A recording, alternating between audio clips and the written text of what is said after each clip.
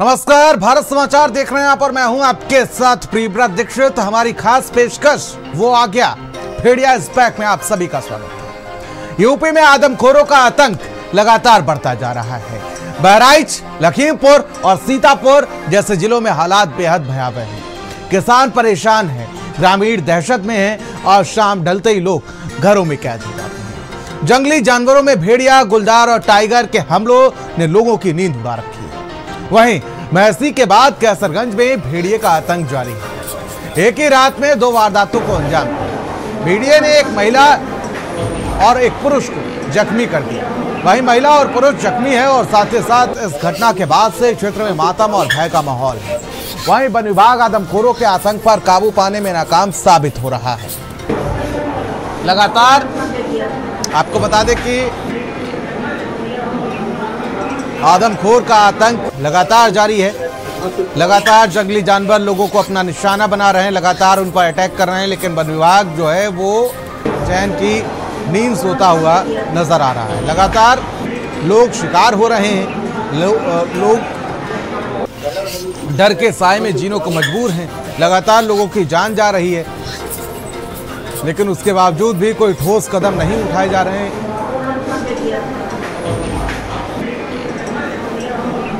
शाम ढलते ही सड़कों पर निकलता है वो जिसको देखकर लोग दहशत में आ जाते हैं।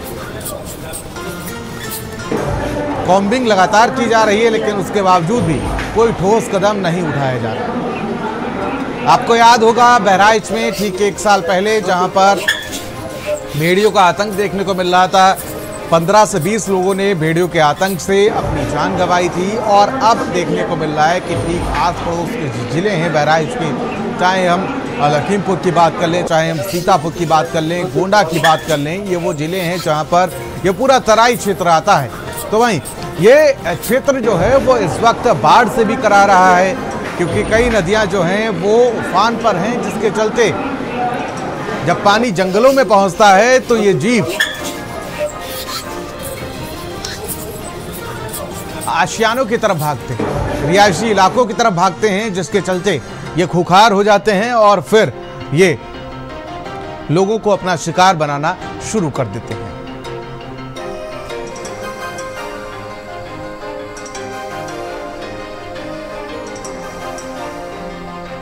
तो भेड़िए का आतंक लगातार जारी है।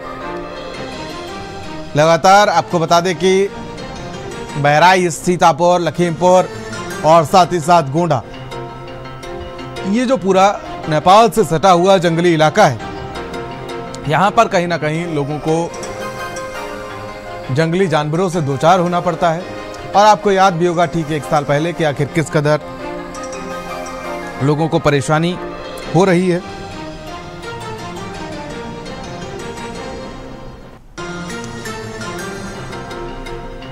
तो एक बार फिर से भेड़िए का आतंक है, लोग डर के साए में जीने को मजबूर हैं और ये भेड़िया लोगों के लिए फिर से परेशानी का सबब बनता हुआ नजर आ रहा है।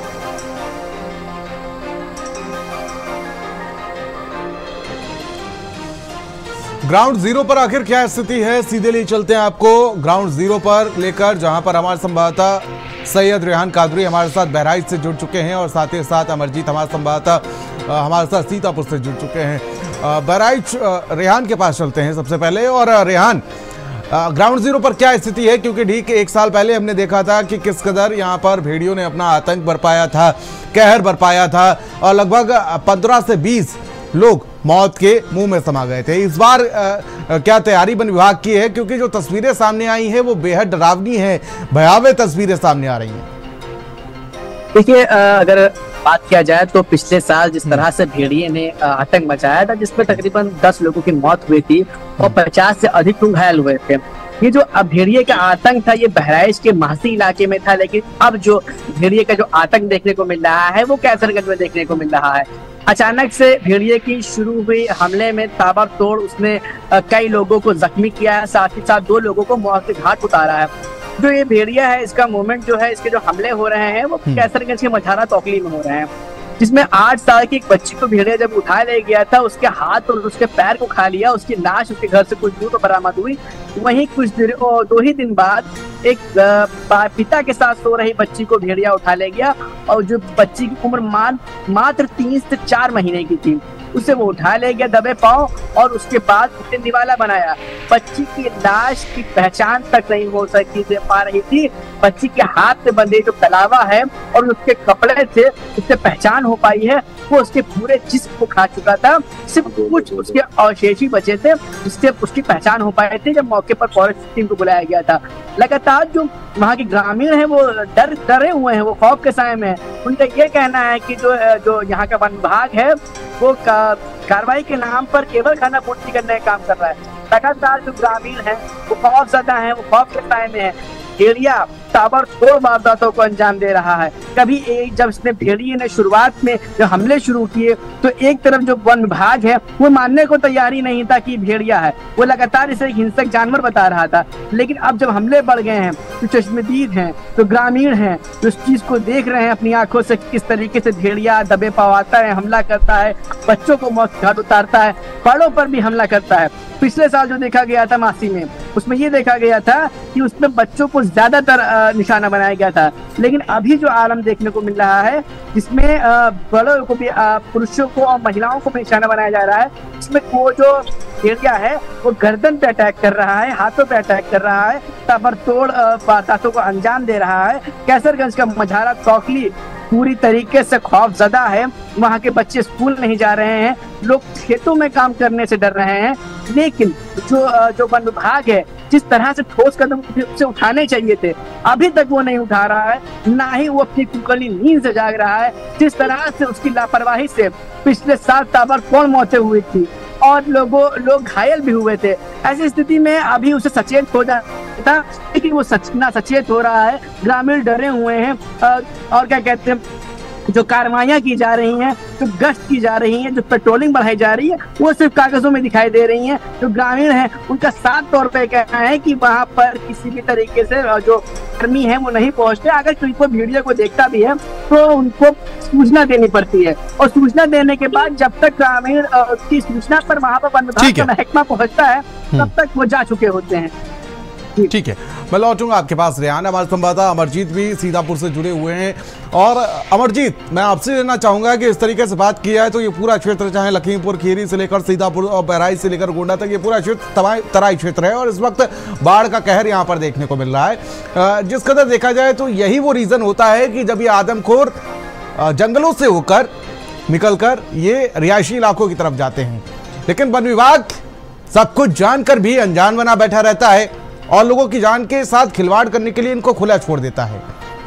कॉम्बिंग की जा रही है लेकिन ये पकड़ में नहीं आ रहे हैं। सीतापुर के क्या हालात हैं? में की चहल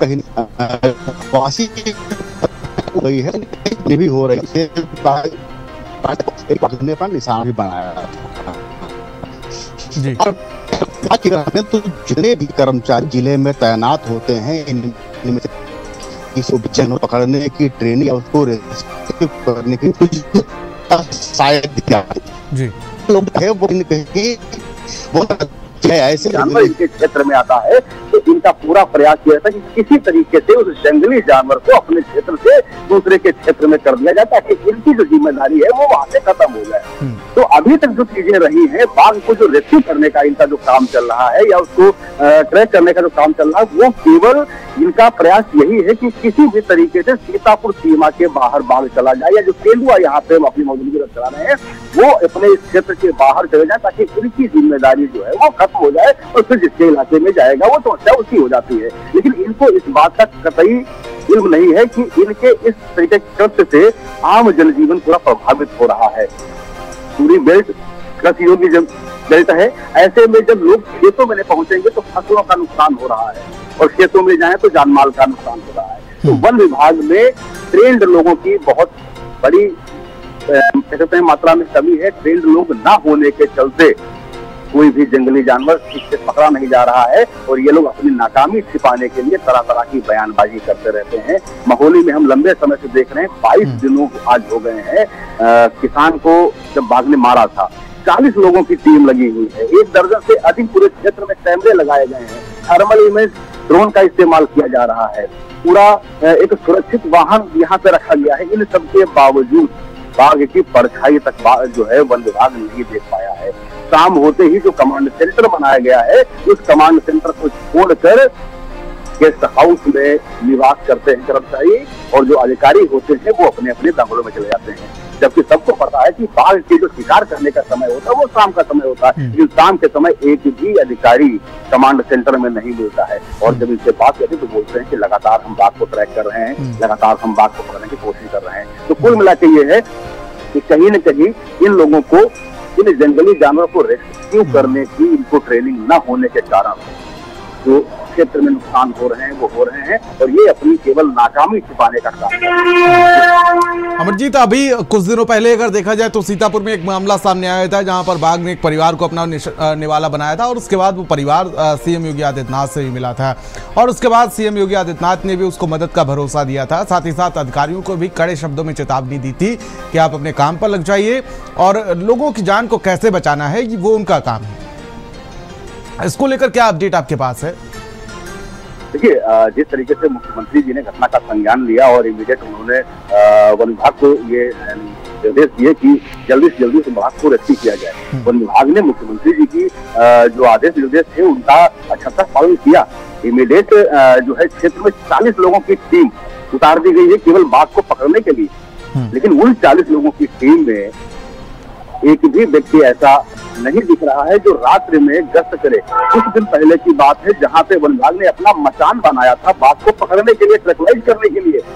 उसी मचान के नीचे एक पड्डा बांधा जाता है कि बाघ यहाँ पे आएगा और हम उसको ट्रैकुलाइज कर लेंगे। बाघ आता है, पड्डे को खा के चला जाता है, लेकिन वन विभाग की टीम उसको ट्रैकुलाइज करने में नाकाम रहती है। बताया तो ये भी जा रहा है कि पूरे विभाग में केवल एक ट्रैकुलाइज गन है जो भी संभवतः ठीक से काम नहीं कर रही है। ऐसे में खराब ट्रैकुलाइज गन से बाघ को ट्रैकुलाइज करने की जो इनकी मंशा है वो कहीं न कहीं मुख्यमंत्री जी की निर्देशों को फलीता लगाने का काम कर रहा है वन विभाग। अगर ये उस दिन जो मचान बना के रखे हैं, मचान के ऊपर कोई व्यक्ति नहीं होता है, किसी बेजुबान जानवर को आप निवाला बनाने के लिए छोड़ देते हैं, तो ऐसे में वन विभाग जो बड़े बड़े दावे करता है कि हम जल्द बाघ को पकड़ेंगे, कैसे माना जाए कि जो आम जनमानस है उसकी समस्या से ये निजात दिला पाएंगे। बिल्कुल, मैं लौटूंगा आपके पास। रियान हमारा संवाददाता बहराइच से हमारे साथ जुड़े हुए हैं। रियान, बहराइच ही वो जिला है जिसने सबसे ज्यादा जंगली जानवरों का आतंक झेला है पिछले साल, और साथ ही साथ अगर देखा जाए इस साल भी। वन विभाग कितना अलर्ट नजर आ रहा है, क्योंकि प्रदेश सरकार तो कह रही है कि लगातार हम काम कर रहे हैं, लेकिन इन दिनों में अगर देखा जाए तो बरसात का जो मौसम होता है वो एक तरफ जहां पर बाढ़ से लोग परेशान हैं, दूसरी तरफ बहराइच में लोग इस बाघ से भी परेशान हैं, भेड़िए से भी परेशान हैं।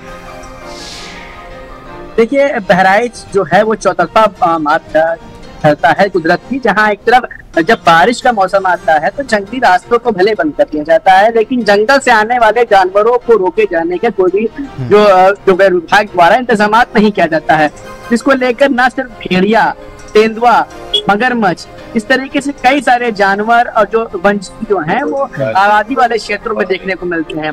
कई बार तो आप भेड़िया भी आबादी के क्षेत्रों में पहुंचता है, बाघ पहुंचता है, तेंदुआ पहुंचता है, मगरमच्छ पहुंचता है, लेकिन इस समय जो सबसे बड़ी चिंता का विषय बना हुआ है वो है भेड़िया, जो कि मंझारा, तोकली, कैसरगंज में ताबड़तोड़ वारदातों को अंजाम दे रहा है।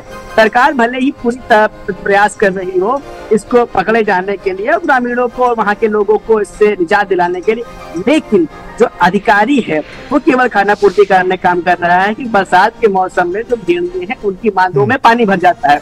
ऐसी स्थिति में उन्हें रहने के लिए, खाने के लिए बाहर निकलना पड़ता है, और वो इस स्थिति में पहुंच जाते हैं कि वो रिहायशी इलाकों में पहुंचकर उनका सॉफ्ट टारगेट बच्चों को निशाना बनाते हैं, या फिर किसी बैठे हुए ग्रामीण, जो जमीन में बैठा हुआ ग्रामीण होता है, उन्हें वो बच्चा समझ के उनकी गर्दनों पे अटैक करते हैं, उनके हाथों को नोचते हैं।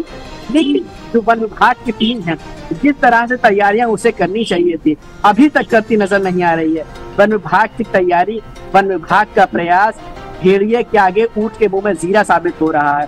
क्योंकि अभी तक जो भेड़िया है उसने इतनी वारदातों का अंजाम दिया, दबे पांव वो रातों रात पहुंचता है और वारदातों का अंजाम देता है। उसके बावजूद भी जो अभी तक जो वन विभाग एक भेड़िया को नहीं पकड़ पाया। इसी तरह से अगर चलता रहा तो जो इंसान है, मानव है, उस पर हमले होते रहे और ये आदमखोर होते रहे, तो इस तरह से जो भेड़िए उनकी संख्या बढ़ती चली जाएगी। क्योंकि जो लाशों को बाकी भेड़िए खाएंगे वो सबको भी इंसानी गोश्त खाने की आदत पड़ेगी, वो इंसानों पर अटैक करेंगे, उन पर हमला करेंगे, उन्हें मारेंगे। अभी स्थिति सामान्य नहीं हो सकती है। अभी तक जो चंद भेड़िए हैं, अभी तक तो जो वन विभाग इस बात की बता भी नहीं पाया है, नहीं कर पाया, गिनती भी नहीं कर पाया कि को क्या करते हैं, कितने भेड़िए हैं। पिछली बार में बात क्लियर हो गई थी कि 6 भेड़िए हैं, इसमें से 5 को पकड़ा गया है और 1 की तलाश जारी है।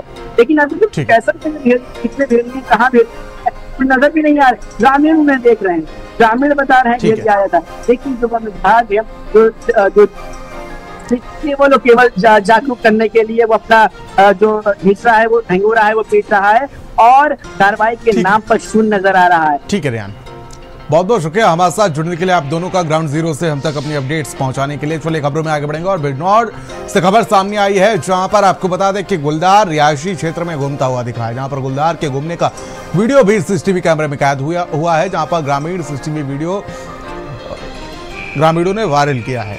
आपको बता दें कि रिहायशी क्षेत्र में लगातार गुलदार की संख्या बढ़ रही है, तो वहीं गुलदार की चहलकदमी से ग्रामीणों में खौफ है। गुलदार के लगातार हमलों से लोग परेशान हैं। बिजनौर के नजीमाबाद, नया गांव, बड़िया में गुलदार दिखा है।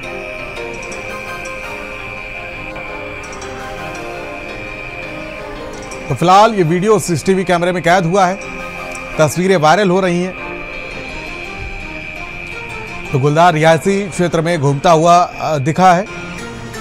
देखिए तस्वीरें सामने आई हैं बिजनौर से, और आपको बता दें गुलदार के घूमने का वीडियो सीसीटीवी कैमरे में कैद हुआ है।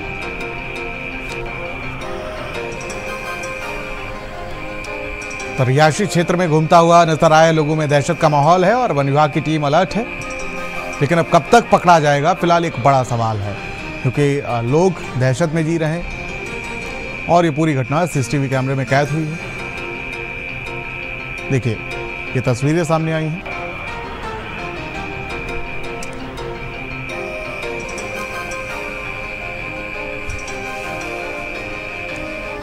चलिए खबरों में आगे बढ़ेंगे और